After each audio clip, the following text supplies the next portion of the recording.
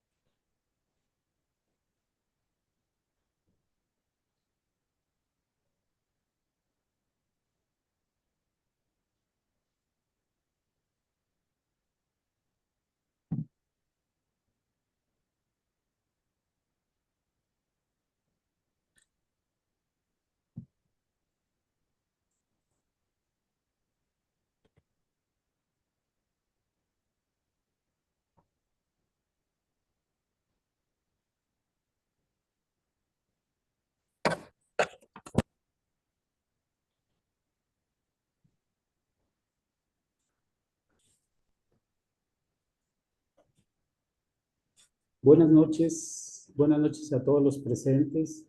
En nombre de la Sociedad de Psicoanálisis León, México, les damos la más cordial bienvenida a nuestra sesión científica del mes de agosto. En esta ocasión nos acompaña como ponente la psicoanalista María Laura Trota con la presentación de su libro El Edipo en cuestión. Esta obra, aquí está su libro, de hecho, para ponerlo en la cámara, no sé si se vea, aquí está su libro. Esta obra, como su nombre lo comunica, es un estudio en donde la autora profundiza e integra ideas y reflexiones sobre el complejo de Edipo a través de autores y teorías, partiendo de Freud, siguiendo a Lacan, pasando por el feminismo, hasta la teoría que, sin duda alguna, es un texto que nos pone al día, nos actualiza en este tema. Bueno, la dinámica de la sesión científica de hoy iniciará con los comentarios previos de 3 excelentes psicoanalistas que abordarán el análisis de esta obra y concluiremos con la presentación de su autora, María Laura Trota. Bueno, primeramente tendremos el comentario a cargo de la maestra Paola Coelho Mesa. Ella es licenciada en Psicología por la Universidad de Guanajuato. Cuenta con maestría en Psicología Profunda por la Sociedad de Psicoanálisis León, México. Tiene formación como psicoanalista por la Sociedad de Psicoanálisis León, México, sociedad aprobada por la Asociación Internacional de Psicoanálisis, y es representante de la Sociedad de Psicoanálisis de León ante la Organización de América Latina de Analistas en Formación ante la IPA. Bueno, adelante, Paola. Muchas gracias, Pedro. Pues muy bien, como estamos cortitos de tiempo, voy a comenzar con mi comentario del libro y espero que les transmita el deseo de comprarlo e interesarse mucho más por todo lo que Laura nos comparte. Tengo la fortuna de que Laura Trota fue la psicoanalista que me invitó a conocer por primera vez a Lacan. Digo esto porque en la historia de mi psicoanálisis parece imposible entenderlo. Con su guía, enseñanza y casos clínicos me quedó algo claro. Lacan no era lejano, al contrario, era una clínica muy distinta a la que imaginaba. Laura es una psicoanalista comprometida que cuestiona y se cuestiona el psicoanálisis. Cuando recibí su libro, El Edipo en cuestión, Freud, Lacan, el binarismo y su deconstrucción, sabía que encontraría información muy valiosa, una mirada llena de historia, conocimiento, poesía y psicoanálisis. Para entender la deconstrucción que vivimos desde que Freud propuso en su teoría algo llamado el complejo de Edipo. Es un libro donde al inicio nos presenta un paciente fascinante, que nos lleva a conocer la historia de la cuestión de los géneros LGBTIQ+, en el inicio del psicoanálisis. Menciona Trota. Algunos analistas quisieron servirse de Freud y Lacan para sentenciar que la homosexualidad y la transexualidad son un capítulo de la psicopatología. Después de 50 años, la IPA reforzó esta posición de exclusión a los homosexuales.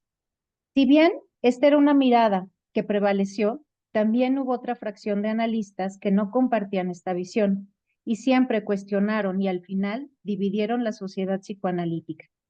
Menciona Trota desde Pizarro que las teorías de género suelen criticar el psicoanálisis por suponerlo construido desde una matriz heterosexual, que nos obliga a ser según la norma, mientras que las teorías queer cuestionan la idea de la identificación femenina con la madre y masculina con el padre. Por supuesto, tanto Freud como Lacan escribieron desde sus propias subjetividades, privilegios y la época en la que crecieron y desarrollaron sus teorías. Sin embargo, la autora nos lleva a navegar por sus palabras. Nos muestra que sus textos aún están por delante de sus críticos contemporáneos y mantienen ciertas vigencias inesperadas, incluyendo el caso Dora. El capítulo 3 se llama ¿Cómo llegó Freud a pensar en Edipo? Este capítulo es una interesante invitación a seguir a Freud en su historia. Menciona Trota, Edipo cumple el destino anunciado del oráculo, sin que nada pueda hacer para desviar el curso de su vida. Freud justifica la gran repercusión de esta obra de Sófocles por la identificación que se produce en el espectador de todos los tiempos y culturas, haciendo resonar lo que no se quiere saber. Este párrafo del libro me hizo conectarme con algunos momentos con mis pacientes. Las interpretaciones que entregaba y tenían relación con los conceptos teóricos de Freud y el Edipo, es sorprendente observar que esos momentos no se sienten extraños, sino que son conocidos. Pareciera que aligeran lo que no se lograba entender y era un gran peso. En los siguientes capítulos nos lleva por un recorrido de los conceptos más importantes de la sexualidad, desde Freud, el orgasmo femenino, mitologías de la castración. Son capítulos llenos de historia y datos muy valiosos a cuestionar. Dejo aquí una cita. Ni el mismo Freud, en su artículo Algunas consecuencias psíquicas de la diferencia anatómica entre los sexos, creyó del todo en el binarismo, que parece dominar algunas consecuencias. Por eso, en la última página del artículo figura una aceptación a que las asunciones de género son más plurales y fluidas. En el capítulo 7, Desenterrando el Edipo freudiano, menciona cómo Lacan intentará superar la crítica, por ejemplo, de Pulitzer al psicoanálisis, incluyendo las variaciones del complejo de Edipo a lo largo de la historia. Lacan no se restringe a la incidencia de lo social. A sus observaciones se refiere para dar otra dimensión a la cuestión del Edipo, la dimensión de la imagen. A lo largo de las siguientes páginas, Laura nos brinda su conocimiento para entender el contenido de esta palabra, a través de la teoría de Lacan, pero lo hace de tal forma que no complique el Edipo. Al contrario, sí lo va desenterrando y tomando distancia con Freud, al escribir que la cuestión de la envidia del pene no está solo en la curiosidad infantil por la anatomía, sino por la sociología. Cito a Trota y abro cita. Podemos pensar dos cuestiones. Todo lo referido a la anatomía en Freud lo encontramos con cierto privilegio respecto a su posición en tótem y tabú, pero por otro lado, como no querría pensar en una universalidad del patriarcado, de algún modo no se opone, solo limita su hipótesis. Se puede pensar también como lo hizo Lacan, que fue justamente en la sociedad en la que Freud vivía que aparecieron indicios del declive del patriarcado en Occidente, y que esto mismo permitió que la teorización de Freud pues funcionara. Precisamente, Cierro cita menciona a Trota como el protagonismo de la mujer en Occidente desde los tiempos de Freud y como ya hemos visto, acelerado en los tiempos de Lacan, hacen pensar que en la infancia se encuentra hoy oscilando entre los riesgos de una declinación y de una transformación, pero también favorecido por las posibilidades hoy de una familia sin un totalitarismo absoluto, matriarcal ni patriarcal, sino con tensiones y acuerdos entre dos poderes. Lacan responderá que la narrativa edípica freudiana no es una contingencia de aplicación universal en la infancia. Lo respaldará atendiendo a antropólogos y sociólogos, observando distintas circunstancias donde no se tiene la presencia del padre y la madre, la organización familiar muy diferente a la Viena de nuestro Freud. Entonces, para Lacan, son concebibles alternativas al complejo de Edipo clásico, pero ellas no ofrecen soluciones menos dolorosas y sus modalidades habrían ido variando según la estructura de cada familia o cada sociedad. Lacan llega a sugerir que el primer observador de la metamorfosis del Edipo clásico fue el mismo Freud, pero que no se pudo despegar de símbolos fijos en los que quedaba a veces adherido y algunos de sus seguidores más. Lacan acabará pensando al Edipo freudiano como una alternativa, como una metáfora posible de esa estructura y sus personajes. En el viaje del capítulo 10, la metáfora paterna, imagínense estos subtemas para que vayamos viendo qué contiene.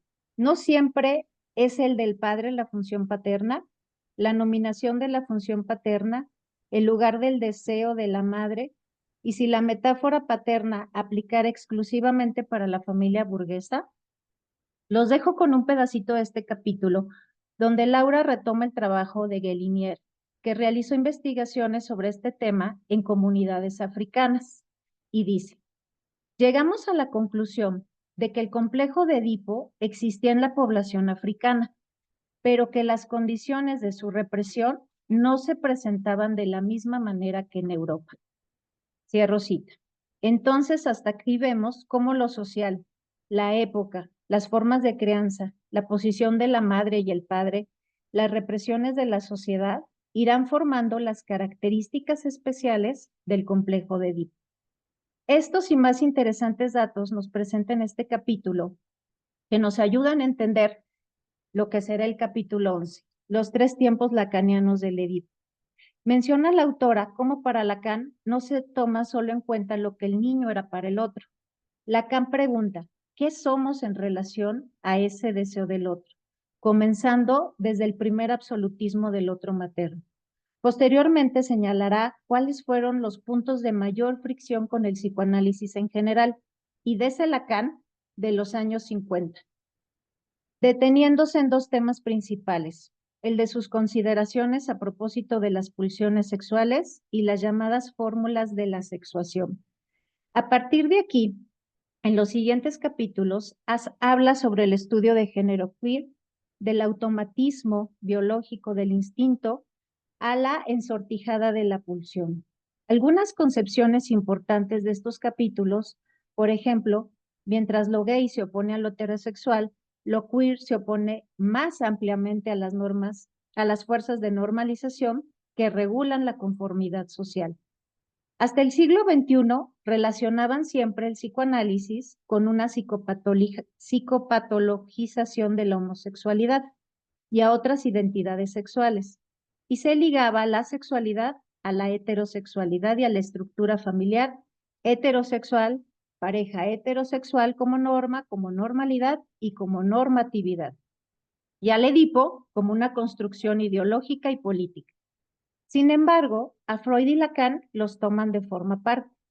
Quizás porque Lacan, por ejemplo, sitúa que hombre y mujer son significantes y nada más. Significantes a los que se puede identificar independientemente del sexo biológico. El deseo no es solo uno. Uno puede ser múltiples y a veces contradictorios. En los capítulos finales del libro, hace un recorrido la autora tomando primeramente a Lacan de los años 70 y 60, pero también autoras como Luz Irigaray, Julia Kristeva, Karen Horney, Helen Dodge, Judith Butler y las mujeres en psicoanálisis. Cómo estas mujeres tenían que tomar posturas dependiendo de la corriente que defendían. Curioso cómo las mujeres en la historia del psicoanálisis al final se han adherido a las visiones de su privilegio y casi siempre con tintes masculinos, con cierto temor a cuestionar conceptos fundamentales como la envidia del pene, pero valientes al escribirlo y compartirlo, aun sabiendo que al inicio no serían bien recibidos sus aportes. Hasta aquí vimos cómo el binarismo del freudismo como ortodoxo fue deconstruyéndose por críticas que venían por fuera del psicoanálisis o psicoanalistas que abandonaron el movimiento freudiano. Movimientos como el feminismo cuestionaron el sistema sexo-género, en que la diferencia hombre-mujer se basa en lo biológico, El sistema queer empujó más allá de las reivindicaciones a favor de derechos civiles, por ejemplo, de las mujeres. Paul Preciado menciona en el libro que dirá que el psicoanálisis obsoleto como práctica clínica se convierte en la mitología pop que alimenta la creencia en los relatos patriarcales y coloniales del siglo XX. Al final de la nota, Trota pregunta, ¿en serio? Tomando a Lacan, podemos respirar tranquilos cuando se va dando cuenta de la inexistencia de cualquier normatividad respecto a qué podría generar satisfacción sexual. Será el encuentro entre dos cuerpos sexuados. Nada se precisa ni exige de cuál deban ser sus géneros. El último Lacan habla de posiciones sexuadas, algo muy distinto a la fijeza de una identidad, sea cual fuera el catálogo de las diversidades sexuales. Entonces, nos aclara la autora algo importante. Sea cual sea la fórmula de la sexuación de cada analista, pues no debemos cerrarnos a ninguna ideología y si deseamos participar como cualquier ciudadano en luchas contra la segregación, podemos hacerlo. Este libro puede ser de filosofía o sociología, pero su verdadera pretensión es la de poner al día la cuestión del Edipo. En psicoanálisis, sobre todo tomando en cuenta la propia historia, las encrucijadas de nuestra época, pasando necesariamente antes por su conceptualización freudiana y la reformulación que le practicará Lacan. Como analista en formación, me parece importante siempre recordar que aunque simpaticemos más con algún marco teórico, siempre debemos anteponer que estamos frente a un ser humano único. Todo paciente nos hablará de su sexualidad, de su género, lo que esto significa para él. Poner mucha atención a que nuestros prejuicios y privilegios nos puedan nublar este entendimiento. Muchas gracias. Muchas gracias por tus comentarios, Paola. A continuación, tendremos el comentario del psicoanalista Carlos Ponce Romo. Él es licenciado en Psicología Clínica por la Universidad de Guanajuato. Cuenta con maestría y formación en psicoanálisis por la Sociedad de Psicoanálisis de León, México. Es miembro de la Asociación Psicoanalítica Internacional y actualmente ocupa el cargo de presidente en nuestra Sociedad de Psicoanálisis, León, México. Adelante, Carlos. Sí, muchas gracias. Pedro, pues es un gusto estar compartiendo este espacio. Mi comentario será breve, puntualizar algunas ideas, algunos conceptos fundamentales que vierte Laura en su libro. Y bueno, algunas preguntas y algunas reflexiones que fueron surgiendo en torno a la lectura del libro, ¿no?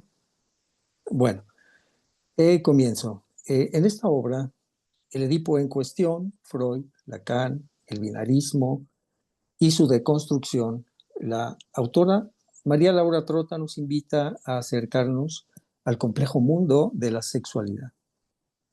Desde el primer capítulo, la autora atrapa el interés del lector al presentarnos una viñeta clínica, un adolescente de 15 años homosexual.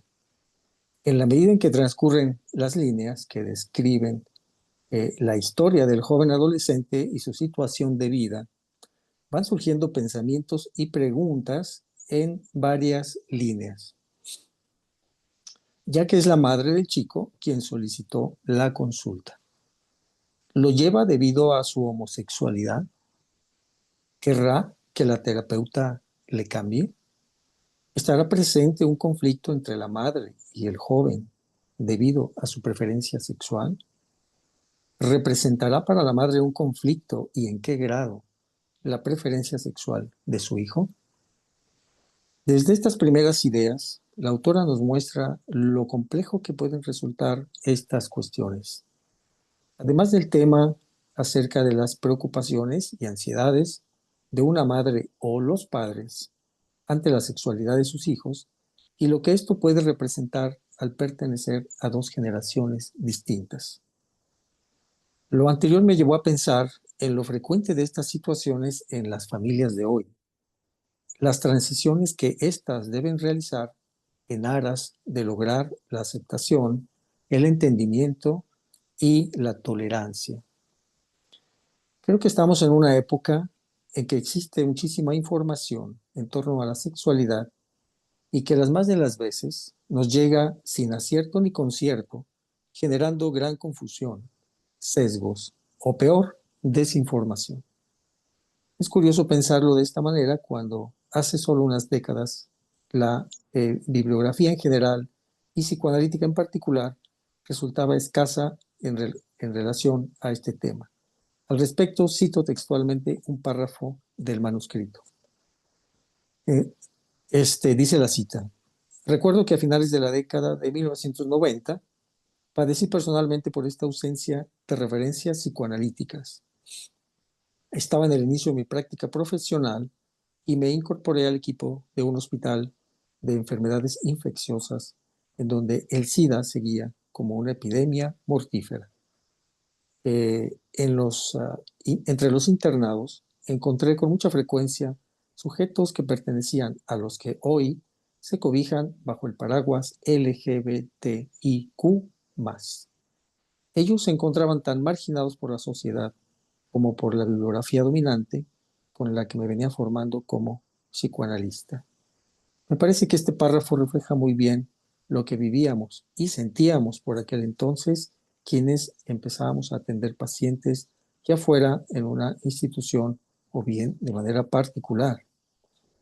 Pienso que obras como esta, que hoy nos convocan, significan un enorme esfuerzo por dar sentido y coherencia a tanta información emergiendo desde distintos frentes.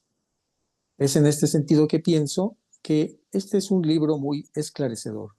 Nos lleva de la mano a través de los sinuosos laberintos de la sexualidad humana.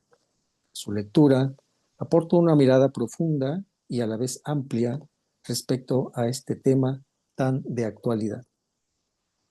Aborda tópicos centrales para el psicoanálisis, como lo son la sexualidad, el género, la identidad, la libido, lo masculino, lo femenino, procesos de identificación, el ideal del yo, la ansiedad de castración, la ley de la prohibición del incesto, lo fálico, lo fantasmático, la metáfora paterna, el Edipo y otros más. A través de sus páginas, la autora logra entretejer y llegar a establecer un interesante diálogo entre diversos autores y sus ideas, propuestas y teorías vertidas desde distintos campos del conocimiento. Entre estas, tenemos a la antropología con Franz Boas, que es un autor que Laura cita en su libro, y su propuesta de relativismo cultural. Margaret Mead y su estudio de la sexualidad en Samoa. Marie-Cécile Jélinier y su investigación acerca del Edipo africano, muy interesante, que ya la citaba Paola hace un ratito en su lectura. El psicoanálisis con Freud y sus aportes en torno al conocimiento de la sexualidad, desde sus 3 ensayos de una teoría sexual, y otros interesantes artículos como algunas consecuencias psíquicas de la diferencia anatómica entre los sexos. Desde Lacan, con el estadio del espejo, el surgimiento del ideal del yo, los complejos, la metáfora paterna, los 3 tiempos del Edipo, etc. Melanie Klein con sus aportaciones acerca de la vida psíquica primitiva, Karen Horney con sus aportaciones a la comprensión de la sexualidad femenina. Tenemos también los estudios de género, el feminismo y las teorías queer, con Judith Butler, Paul Beatriz Preciado, Simone de Beauvoir, Didier Eribon, etc. Pienso que la lectura del texto resulta de una importante utilidad para quienes nos dedicamos a la atención de la salud mental y en el diario trabajo con nuestros pacientes intentamos acompañarlos en el camino del autodescubrimiento, proceso que transita necesariamente a través de las vías de la identidad. Otra de las bondades de la lectura de esta obra es que nos proporciona una visión mucho más completa e integrada, pues aborda en la mayoría de los temas desde los aspectos históricos hasta las aportaciones más recientes. Muchas preguntas están en proceso de ir encontrando respuestas. ¿Qué está sucediendo ahora con las nuevas generaciones? ¿Cómo es que de pronto las formas de expresión de la sexualidad se han tornado tan versátiles que ha propiciado que de pronto un gran número de personas se han sumado al movimiento LGBTIQ+. En el ejercicio de acercarnos a la búsqueda de respuestas, en realidad nos mueve hacia una necesidad. Esta tiene que ver con un planteamiento de nuestra propia manera de entender la sexualidad en todos los sentidos. Y digo en todos los sentidos porque sabemos que para acercarnos a entender la sexualidad del otro, primero hay que entender la propia. Termino mi comentario parafraseando unas líneas de nuestra autora, Laura Trota, cuando menciona que con toda probabilidad nos encontramos ante un importante proceso de ajuste en cuanto a los paradigmas, ideas, actitudes, etc. En suma, en un tiempo de transición. Gracias. Listo. Muchas gracias, Hasta aquí mi Carlos. comentario, Pedro. Gracias. Gracias. Ahora escucharemos al maestro Andrés Conde Mejía con su comentario. Él es psicólogo clínico por la Universidad Marista de San Luis Potosí, es psicoterapeuta por parte de la Asociación Regiomontana de Psicoanálisis, cuenta con formación como psicoanalista por parte de la Sociedad de Psicoanálisis León, México, es representante de la Sociedad de Psicoanálisis de León ante la Organización de Psicoanalistas en Formación de América Latina y representante de la Sociedad de Psicoanálisis de León ante la Organización Internacional de Estudios Psicoanalíticos. Adelante, Andrés. Muchas gracias, Pedro. Muy bien, pues comenzaré. Me permito primero externar mi gozo, no en el sentido popular del término, cabe aclarar, y mi gratitud.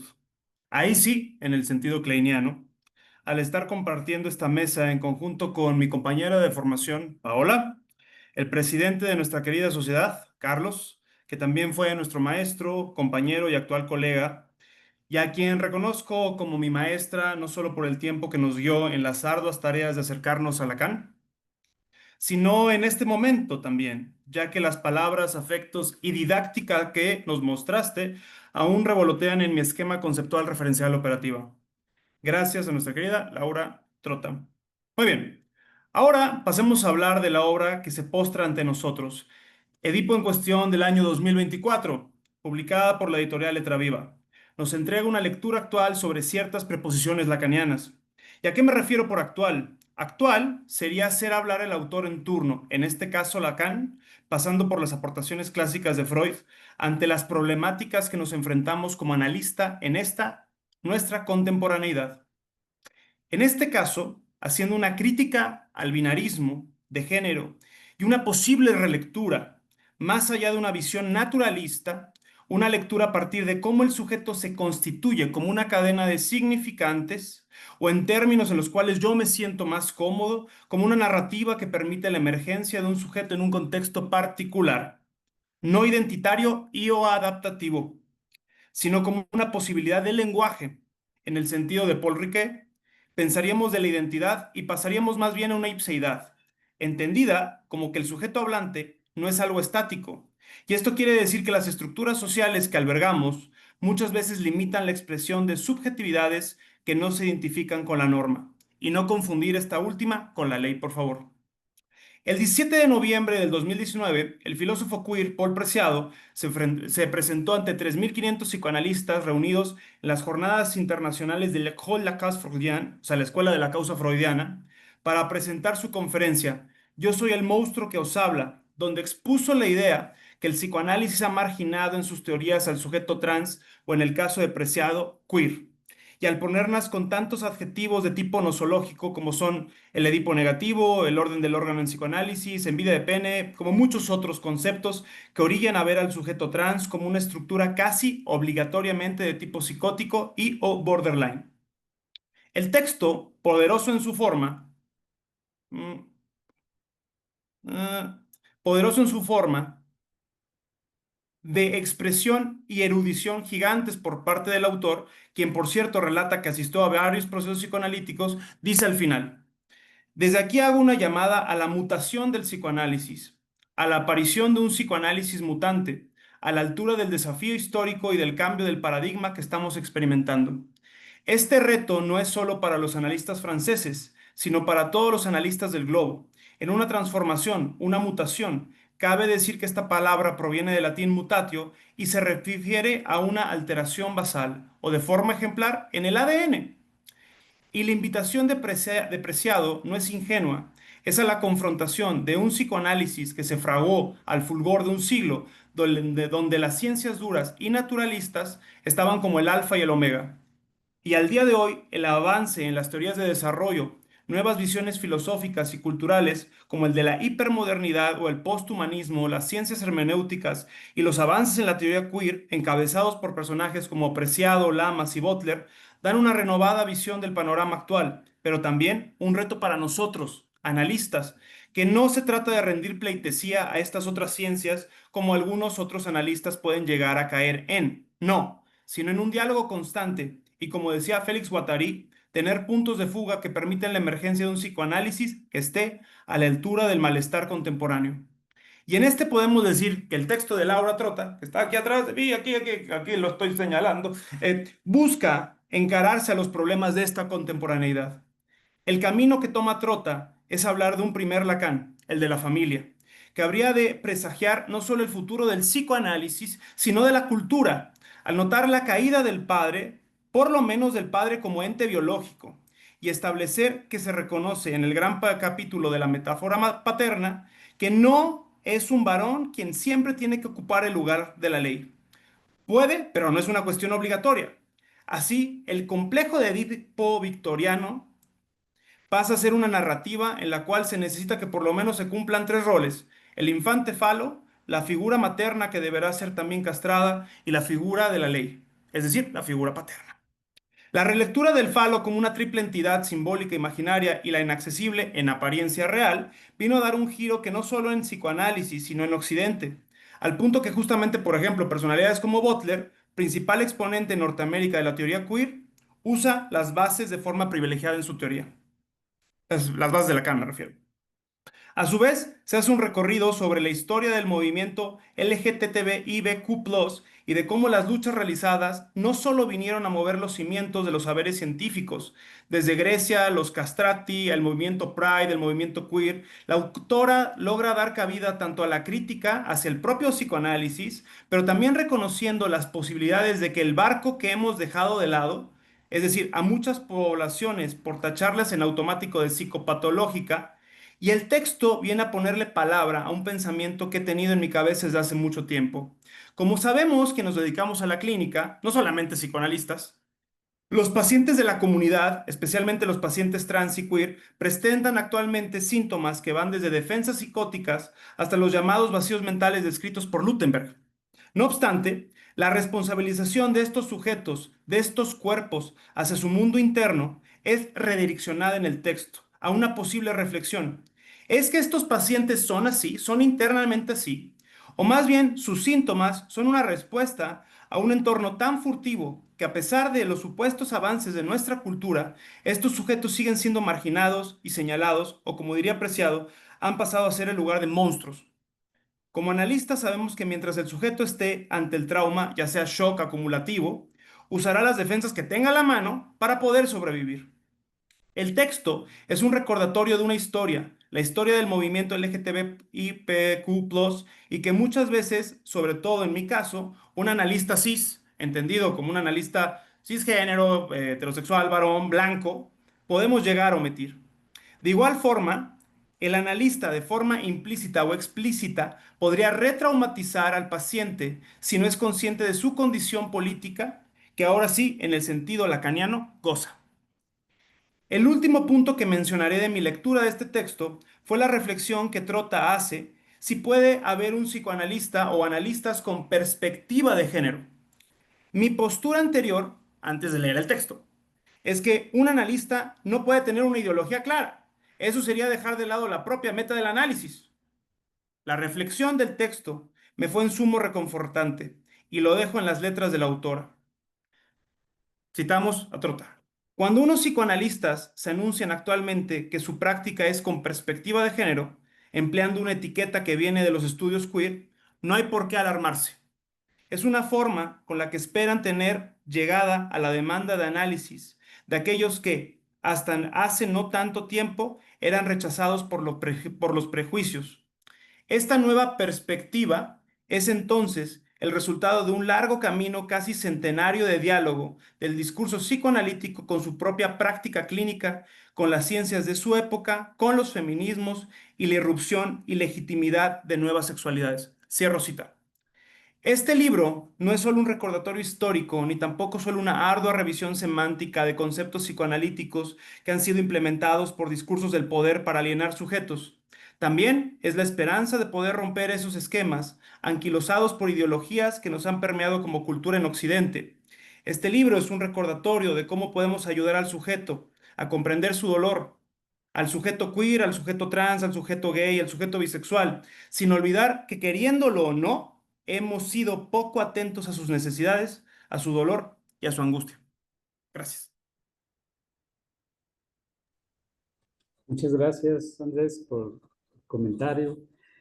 Bueno, finalmente me permito presentar con mucho gusto a la psicoanalista María Laura Trota para que nos haga la exposición de su excelente libro, El Edipo en Cuestión.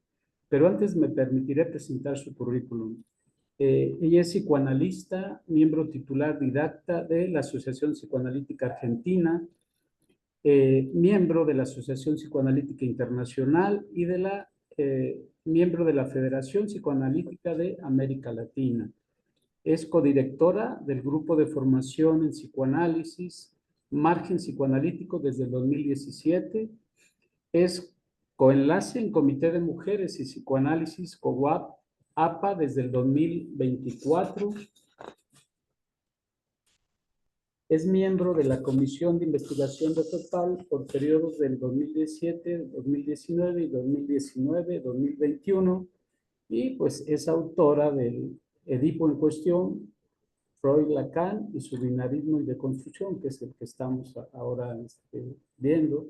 Y es coautora de Freud y la eficacia analítica en 2008, la contingencia en 2024 y psicoanálisis, escuela francesa, sus aportes a la clínica actual en 2024 y autora de artículos en revistas de psicoanálisis nacionales e internacionales. Adelante, adelante, María Laura. Bueno, buenas noches a todos.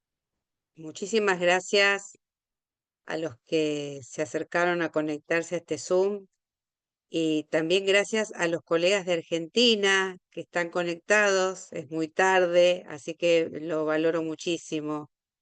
Bueno, primero quiero agradecerle a la colega Angie Pateiro, que seguramente muchos la conocen porque fue quien me acercó a la sociedad de ustedes, a Malena Fuentes Martínez, que me convocó para dar el seminario de Escuela Francesa, y a los queridos colegas que nos acompañan hoy y que comentaron este libro.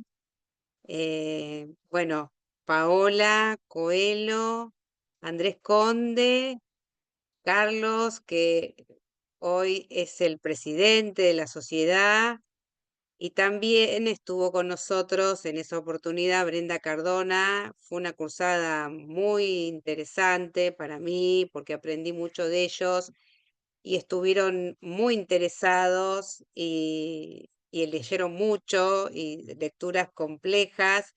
Y la verdad que me da un gran placer escucharlos hoy, hacer esta lectura de mi libro, que es un libro que tiene su complejidad también y que han hecho unos recortes muy interesantes, cada uno con su estilo, que no sé si voy a poder decir mucho más porque han abordado casi todos los temas que trabajé en ese texto. Pero bueno, algo voy a decir. Este, respecto el título de la actividad es La vigencia del complejo de Edipo, ¿no? Es un tema porque es un momento en donde esto está cuestionado, incluso desde algunos psicoanalistas que dicen que el Edipo ya no va más, ¿no? El Edipo freudiano habría que que empezar a desestimarlo. ¿Qué es lo que nos llevó a revisar esta cuestión? Estamos recibiendo en los consultorios problemas que hace algunas décadas atrás aparecían en los hospitales públicos de zonas muy marginales. Es decir, que los escenarios fueron cambiando. Entonces llegan consultas de personas que muchas veces tienen un aspecto en donde no está tan clara cuál es su identidad sexual, ¿no? Y no les hace ninguna cuestión esto de mostrarse con una identidad diferente, ¿no? A la que en otro tiempo no hubiera llegado a nuestros consultorios. Entonces, vienen con demandas de cirugías, de terapias hormonales, cambios de nombre. Estos son demandas actuales que empezaron a interpelar a los psicoanalistas. Ahora, esto no quiere decir que ahora todo vale y entonces ya no hay más malestar, sino que justamente el malestar empieza a presentarse con otros semblantes. ¿Por qué? Lo dijeron en las presentaciones. Estamos en un tiempo de transición y este tiempo de transición deja vacíos normativos en aquellas reglas que en épocas anteriores permitían la organización de la vida identitaria del sujeto y cómo se relacionaba éste con los semejantes. Esto ahora está cambiando. Hay una metamorfosis, ¿no? O una mutación del otro, creo que Andrés lo había mencionado, que a veces es difícil de asimilar, ¿no? Es decir, cómo se está organizando la cultura hoy respecto a este tema, y bueno, está complicado, ¿no? No es como en el siglo pasado, es muy distinto. Esto en el lacanismo se suele generalizar con un diagnóstico al que se llama declinación del nombre del padre, y en el ámbito de las ciencias sociales a eso se le llama declinación del patriarcado, que seguramente escucharon hablar de esto en muchos lugares, ¿no? Pero ¿cuándo empezó esta metamorfosis, ¿no? ¿Hasta qué punto la situación actual nos toma de sorpresa a los psicoanalistas? Bueno, justamente yo traté de escribir este libro por estas preguntas, ¿no? Porque la declinación de la autoridad paterna ya estaba en los tiempos de Freud. Justamente la podemos encontrar en los relatos de los casos clínicos freudianos, por ejemplo, el estudio sobre la histeria, el caso Dora, el pequeño Hans, ¿no? No hace falta entrar al siglo XXI para decir que declinó la autoridad paterna, ¿no? Y esto se empezó a estudiar, qué es lo que pasó con la familia y con la autoridad del padre. Y bueno, Freud también lo veía en su tiempo. Pero bueno, acá el punto es que en la época freudiana las cosas tenían todavía cierto anclaje en algunas reglas de convivencia que hoy son otras las reglas. O algunos dicen que no hay reglas, yo diría que se están constituyendo nuevas reglas. Entonces, lo que nos podemos preguntar es si es pertinente en esta época, en nuestra contemporaneidad, seguir pensando la clínica a partir del complejo de Edipo, o si el complejo de Edipo ordena a nuestras sociedades, por ejemplo. Usted fíjese que Lacan muy pronto, en el año 38, escribe un texto que se llama Los complejos familiares en la formación del individuo, que se le suele llamar la familia, a ese texto. Él toma una distancia crítica con respecto a universalizar el modelo de la familia burguesa patriarcal, que era como el telón de fondo de la clínica freudiana. Él estuvo atento a la sociología de Durkheim, por ejemplo, ¿no? Que era algo con lo que Freud por ahí no contaba en ese momento, del mismo modo, y él lo que sostenía Durkheim es que la familia freudiana estaba lejos de ser una célula básica de la humanidad, sino que era una etapa del patriarcado occidental que iba a desaparecer como pasa en distintos momentos de la historia. Es decir, el patriarcado por siglos había sido tribal. ¿Esto qué quiere decir? Que comprendía varias parejas con sus hijos que estaban bajo la autoridad de un patriarca y hacía muy poquito que se había reducido a lo que fue lo que Freud llamó la familia conyugal, de papá, mamá, hijo. Eso con el Código Napoleónico de principios del siglo XIX se había legalizado, ¿no? Pero antes era un patriarcado tribal. Pero bueno, la cosa no terminó ahí, sino que Lacan, por ejemplo, también sigue las observaciones de lo que fue la escuela de Frankfurt, en donde todo lo que tenía que ver con la autoridad paterna dentro de esta familia conyugal también había comenzado a declinar con el cambio de siglo. Entonces, ese complejo de Edipo que aparece formulado por Freud era el reflejo de esa familia victoriana que estaba medio declinando también. Esto lo menciona Paola en su comentario. Y Lacan dice que no, en realidad, si hay algo que muestra la clínica freudiana y toda la obra de Freud, es que esa familia estaba en problemas justamente, ¿no? Y que ese dilema de la autoridad paterna se mostraba muy frecuentemente en Viena, que por la geografía en ese momento confluían ahí diversas culturas. Lacan decía de eso que era un melting pot de las más diversas formas familiares. Había de todo en Viena en ese momento. Entonces, Lacan en el 38, además de escribir este texto tan interesante de los complejos familiares, ya había descubierto a Melanie Klein, por ejemplo, y la lectura de los libros de Melanie Klein, uno de los cuales él estuvo a punto de traducir al francés, fue alentando desplazar a la figura del padre como algo central. Esto en la teoría. Esto comienza con Melanie Klein, fíjense. Entonces, a lo edípico lo precedía algo con no menos importancia, que era el reinado de lo preedípico. Entonces, Melanie Klein le permitió a Lacan reconsiderar, por ejemplo, el complejo de castración freudiano. ¿Por qué? Y porque tomaba en cuenta el origen materno de las vivencias tempranas del cuerpo fragmentado, el fantasma de castración, ¿sí? Que está anticipado por esta matriz de las vivencias primitivas de un cuerpo fragmentado, desmembrado y no sexuado. Esto se remonta, ¿no?, al tiempo en que el niño descubre el propio cuerpo, que en 1936 Lacan teoriza como el estadio del espejo.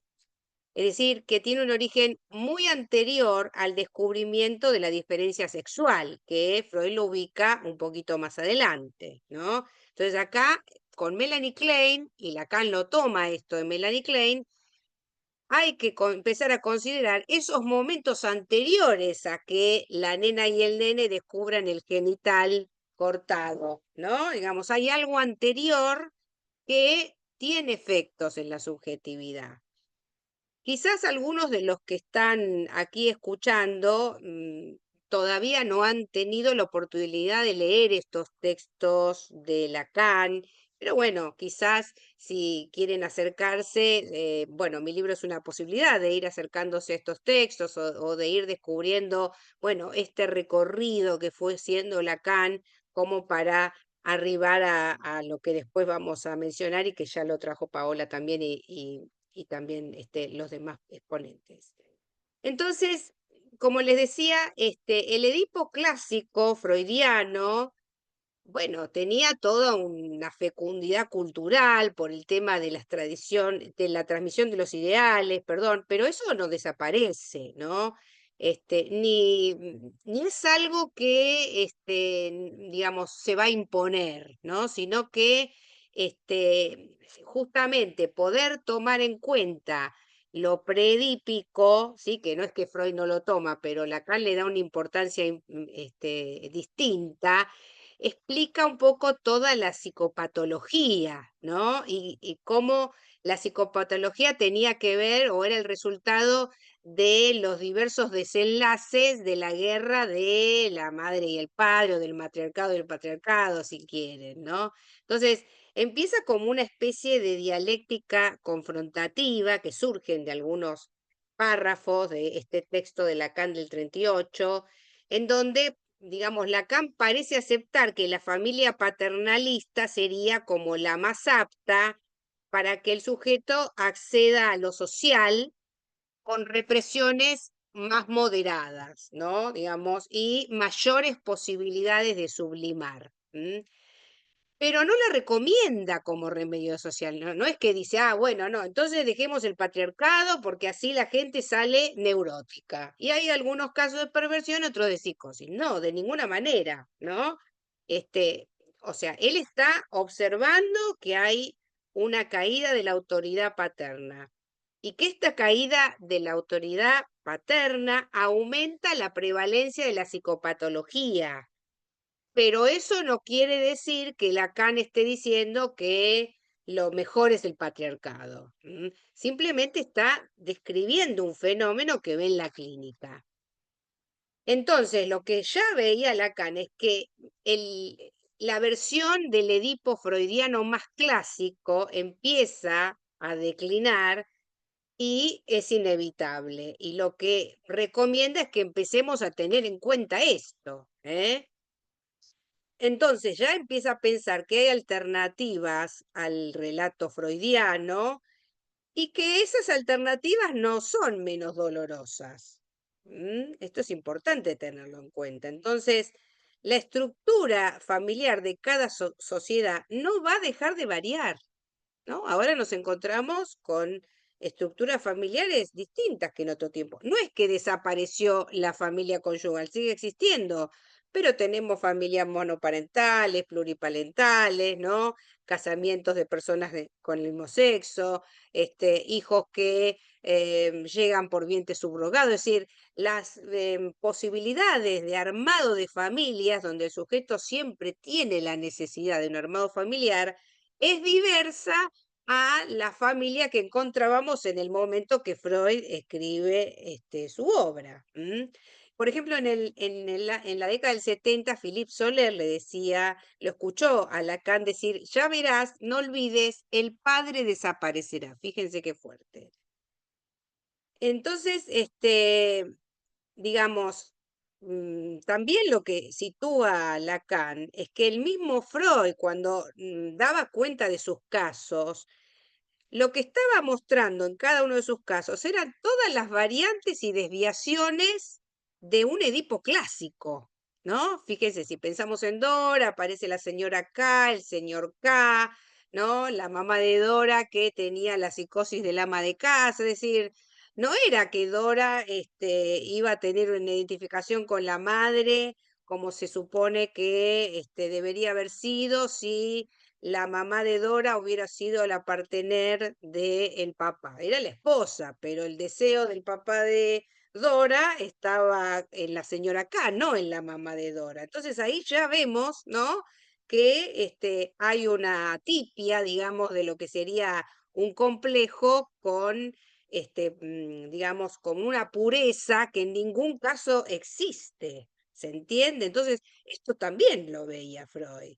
Y es importante que lo tengamos en cuenta, porque si no parece que en la época freudiana era todo fantástico y la realidad es que justamente Freud viene a decir, no, miren, justamente ninguno de los pacientes que yo presento en todos sus historiales clínicos cursó un Edipo normal, digamos, en ningún caso.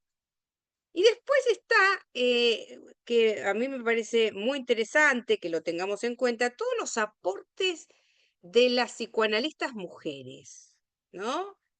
Que dieron que hablar, ¿no? Y que Freud las impulsó a que investigaran, porque para él, como ustedes saben, la mujer era ese continente negro y la pregunta de qué quiere una mujer siempre le daba vueltas y entonces estimulaba a las psicoanalistas mujeres para que se dedicaran a ver qué pasa con la sexualidad. Y bueno, Helen Deutsch y Karen Horney, como mencionó Andrés y Paola también, y Carlos, fueron discípulas de Freud y ellas fueron como las pioneras en transitar este camino de investigación acerca de qué pasa con la sexualidad.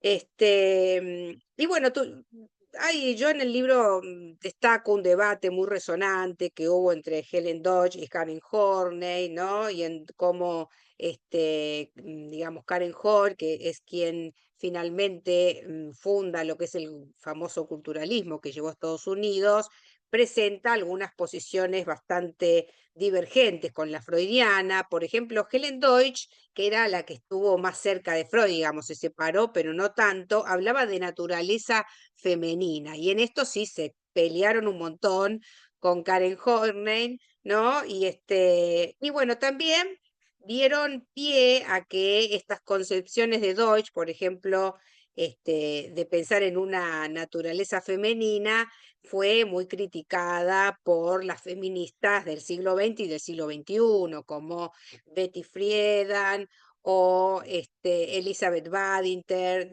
Elizabeth Badinter, por ejemplo, era discípula de Simone de Beauvoir, ¿no? Y ellas fueron muy críticas respecto a esta posición de Deutsch de que habría una mujer normal. ¿Qué quiere decir eso, no?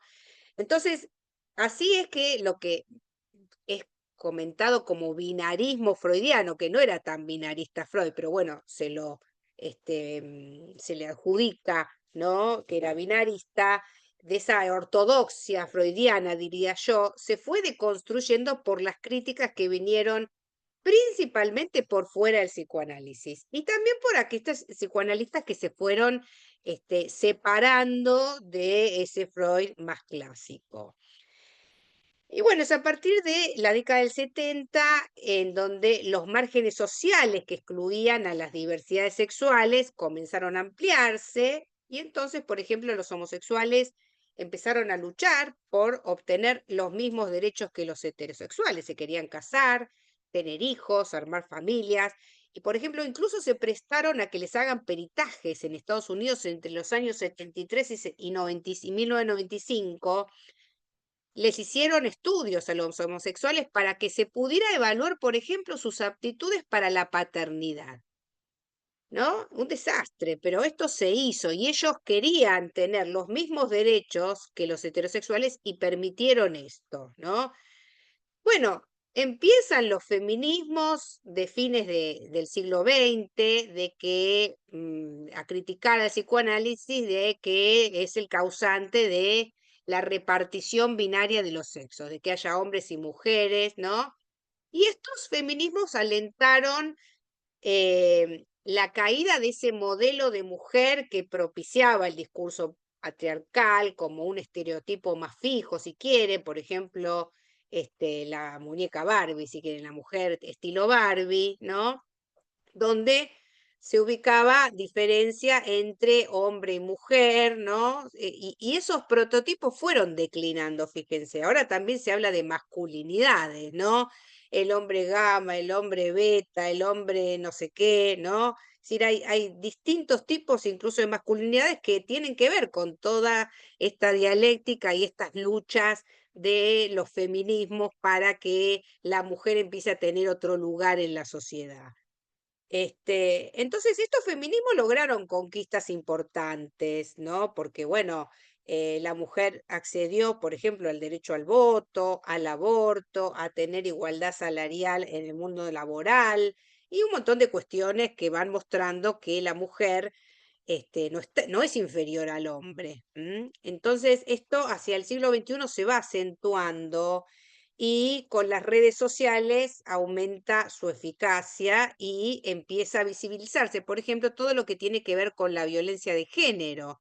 Entonces, estos feminismos, que los podemos llamar de nueva generación, se van radicalizando, fíjense, y cuestionan a la institución familiar y todos los procesos por los cuales un sujeto se nombra hombre o mujer. Entonces, todo lo que tiene que ver con el tema de la identidad sexual comienza a ser un tema disruptivo que fue el que dio origen a los estudios de género. ¿Y cuál era el objetivo de los estudios de género? Ir en contra del patriarcado occidental. ¿Por qué? Y porque decían que así resaltaban lo arbitrario de considerar a la mujer diferente del hombre. Entonces, estos estudios que también comprendían a los gays y las lesbianas, ¿no? Hacia el año 1990 se ampliaron hacia los estudios queer, que también los colegas mencionaron. Entonces, hay dos hechos muy importantes que tienen que ver con todo este proceso y con la emergencia de estos estudios, que son, uno, la revuelta de Stonewall del 28 de junio de 1969, y otro es la epidemia de SIDA de 1990. Estos dos episodios produjeron una mayor visibilización de todo lo que eran las minorías sexuales. Voy a decir brevemente de qué se trata la revuelta de Stonewall, porque quizás algunos no lo saben, pero en un bar queer de Estados Unidos, de Nueva York, digamos, los queer estaban ahí y tenían redadas policiales en los cuales ellos se escondían en el baño. Hasta que un día, este 28 de junio de 69, entra la policía y a uno se le ocurrió que no se quería esconder, ¿no? Y se empezó a armar una pelea terrible que duró varios días, que hubo muchos heridos y salieron a la calle, que era la calle de este bar, Stonewall, y eso generó que toda la gente se uniera a esta rebelión, si quieren, y dio como resultado que a partir de ese año comenzaran las marchas del orgullo gay, a cara descubierta justamente, o sea, ya no se querían esconder más, pero si nos fijamos en el año 1969, veníamos de mayo del 68, recuerden, es decir, el mundo estaba cambiando. Y entonces esta revuelta de Stonewall tiene que ver con eso, es decir, ya eso que quedaba en los márgenes se empezó a incluir de alguna manera. Gran parte de estos teóricos queer, los colegas también lo mencionaron, presentaban sus formulaciones con un formato testimonial. ¿Esto qué quiere decir? Cuentan sus experiencias, ¿no? Esto es bien distinto a lo que pasa en el mundo académico, en donde generalmente cuando alguien hace un estudio no pone su historia personal, es bien distinto. Teresa de Lauretis es una teórica queer muy interesante. Ella es quien introduce en la universidad el término queer, que quiere decir rarito, excéntrico, y además es bien revolucionario porque habla de estudios queer, estudios que tiene que ver con lo universitario y queer con esto rarito, ¿no? Y queer era la manera que ella encontró de nombrar a todas las identidades de género, para mostrar algún término que permitiera entender que todas esas minorías sexuales se pueden nombrar con esa palabra queer y de esa manera se diferencian con lo que se considera heteronormativo, ¿no? Este, digamos, es una ampliación de los estudios de género. Hay autores como Judith Butler y Leo Bersani que son teóricos queer, pero intentan un acercamiento al psicoanálisis a partir de la lectura de Foucault, que seguramente conocen, y bueno, hacen sus teorías, no desconocen la pulsión de muerte, hay otros teóricos queer que sí, que creen en la posibilidad de modelos relacionales donde no hubiera conflicto, por ejemplo, pero estos autores como Judith Butler y Leo Bersani cuestionan esto, se dan cuenta que esto no es posible, ¿no? Y entonces están más cerca de la posición de los psicoanalistas. Después hay algunos autores que también están en mi libro muy críticos, como Didier Eribon, y que, digamos, postulan con sus testimonios lo que ellos han transitado respecto a los consultorios de los analistas por los que fueron, en donde eran muy cuestionados, que los querían curar o los querían medicar. Bueno, por supuesto, eso sucedió, no es que no pasó, pero eso no quiere decir, o sea, al que a un psicoanalista le pudiera pasar eso, que eso era lo que pasaba, porque era tan difícil pensar, ¿no? En el tema de las diversidades sexuales y que esto pueda ser considerado no patológico, que los analistas no estuvieron exentos a no poder pensar eso. Recién ahora, ¿no? Recibimos a alguien queer y ningún analista, creo, ¿no? O espero, se va a escandalizar o va a tratar de medicarlo, le va a decir que es un perverso, porque hay perversos y psicóticos también en los heterosexuales, no necesariamente porque alguien tenga otra orientación sexual tiene que ser considerado perverso o psicótico, que también los hay, por supuesto, pero no va por ahí la cosa, esto es lo que cambió. Bueno, ¿cómo influyen los feminismos en Lacan? Fíjense, como les decía, las mujeres en psicoanálisis que produjeron una gran revolución. Lacan en el año 72, 73 da un seminario que se llama ENCORE, que quiere decir aún, y él ahí construye una lógica para dar cuenta de la diferencia sexual a la que va a llamar sexuación. Y ahí lo que intentas mostrar es lo complejo de la sexualidad humana y distingue sexo biológico, género cultural y goce sexual. ¿Cuándo aparece esta teoría lacaniana? Justamente en el contexto de la emergencia de estos feminismos que empiezan a cuestionar al psicoanálisis y como el psicoanálisis, bueno, promovería el patriarcado, eso es lo que decían estos feminismos, ¿no? Por ejemplo, los feminismos de la diferencia, ¿sí? Consideran que la diferencia sexual como constitutiva, ¿no? del sujeto, entendía la posición freudiana como androcéntrica y que el complejo de Edipo hace que se lea como que la mujer surge en comparación con el varón, o sea, comparada con el varón.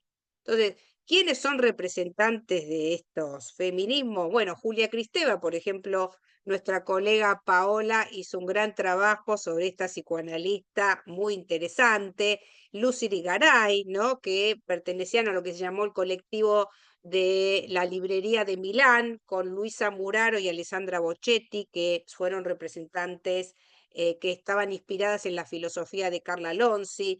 Todo lo que les acabo de mencionar, empezaron a considerar que el feminismo de la igualdad, en donde se trataba de equiparar los derechos de los hombres y las mujeres, no favoreció a las mujeres. Eso es el gran cambio en el feminismo.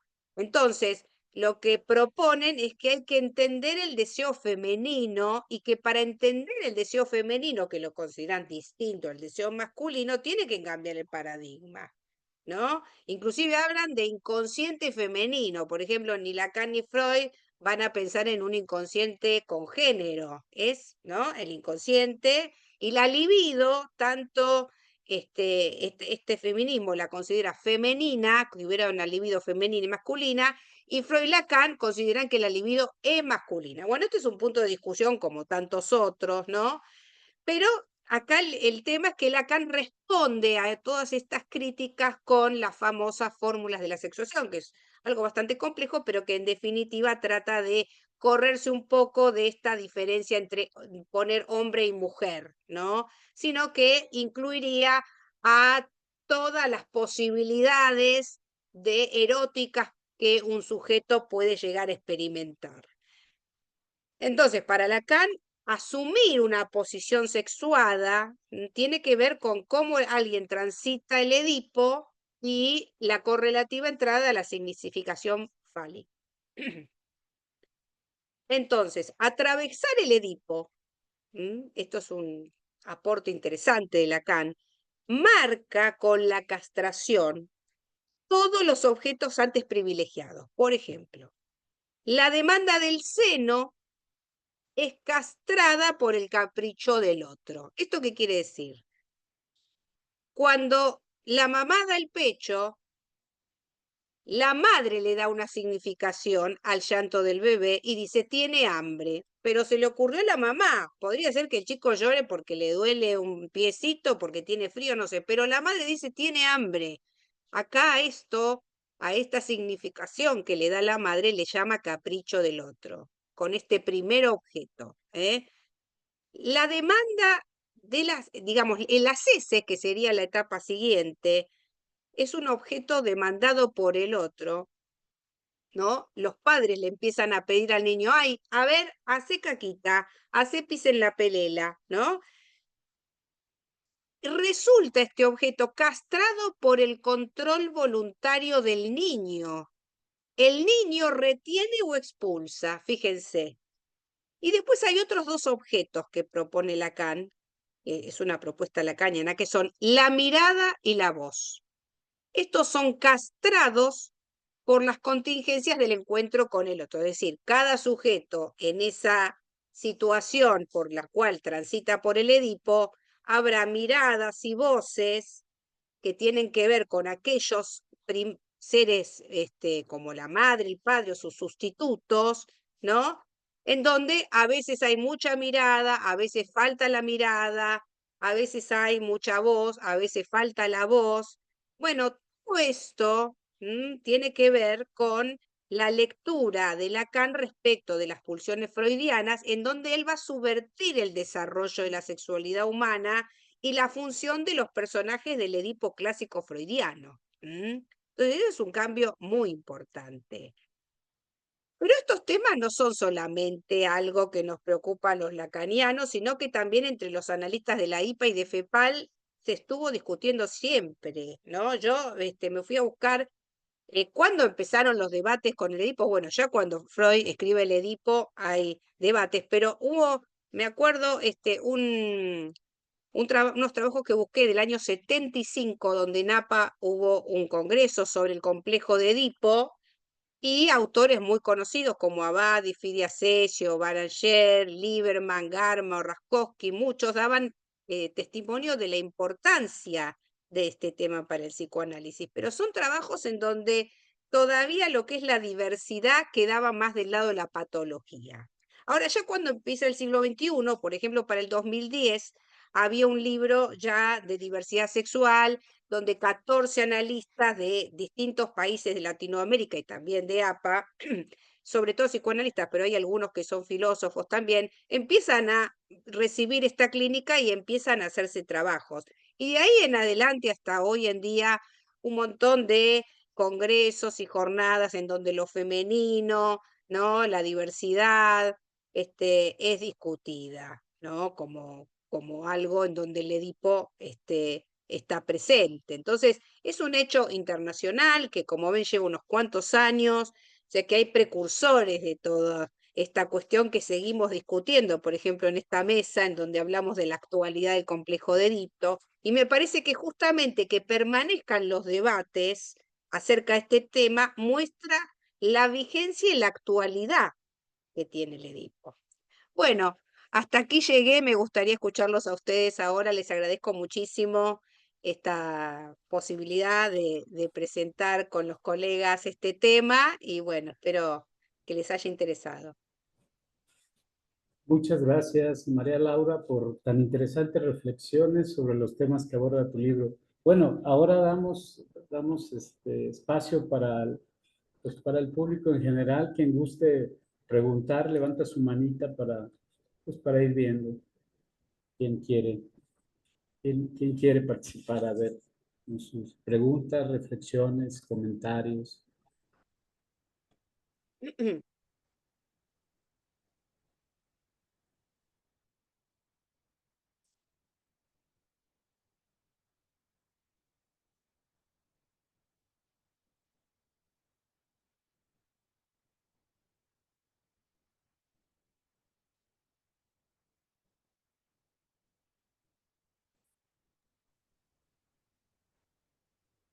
Adelante, adelante, ¿quién gusta?